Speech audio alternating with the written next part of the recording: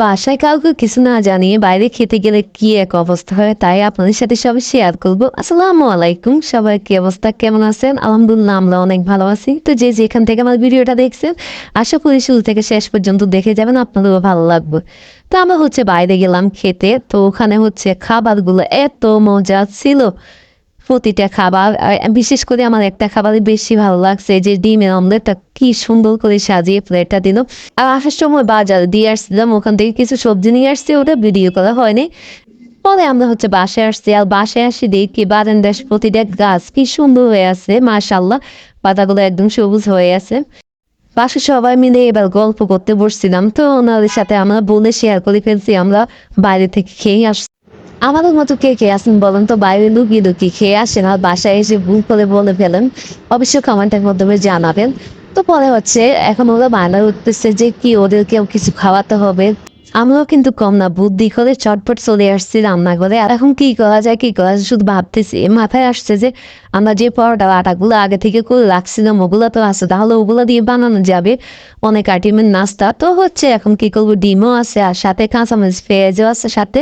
তো এগুলো দিয়ে একটা মোগলাই বানিয়ে দিলাম। তো ওদেরকে কেটে আমি টেবিলে দিয়ে আসছি, আর ওরা এত আনন্দ করে খাচ্ছিল যে আসলে দেখে খুব ভালো লাগছে। ফ্যামিলির লোক আসলে এমনই হয়, আপনজন তো আপনজনে। বাইরের লোকজনকে আপনি টাকা ছাড়া কিছুতে খুশি করতে পারবেন না, আর আপনজনের জন্য একটু কিছু করলে ওরা অনেক খুশি হয়ে যায়। আর মোগলাই পরোটাটা বানানোর পরে আরো আটা ছিল, তো ওগুলো দিয়ে ভাবতেছি আর একটা আইটেম করবো, ওদের আর একটা নাস্তা বানিয়ে দিব।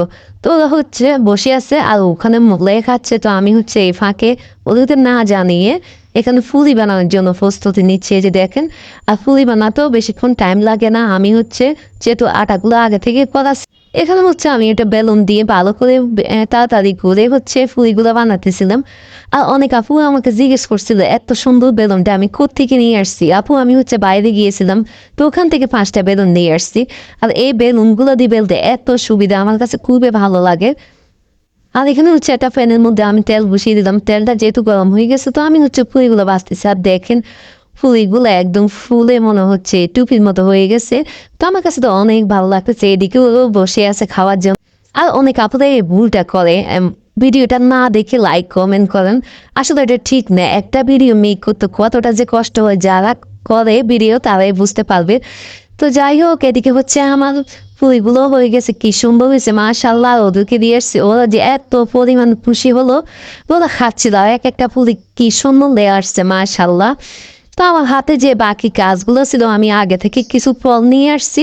আর ফলগুলো পলিথিনে থাকলে নষ্ট হয়ে যাবে, সেই জন্য এগুলো বের করে নিতেছিলাম। এখানে ফলের মধ্যে ছিল আপনার নেশপাতি ছিল, ড্রাগন ছিল, আম ছিল, আঙ্গুর ছিল, তো সবগুলো বের করে নিতেছিলাম। তো আমার ভিডিওটা আজকের মতো এখানে শেষ করলাম। সুন্দর সুন্দর ভিডিও পাওয়ার জন্য আমার পেজের সাথে থাকুন। সবাই ভালো থাকবেন। আসসালামু আলাইকুম।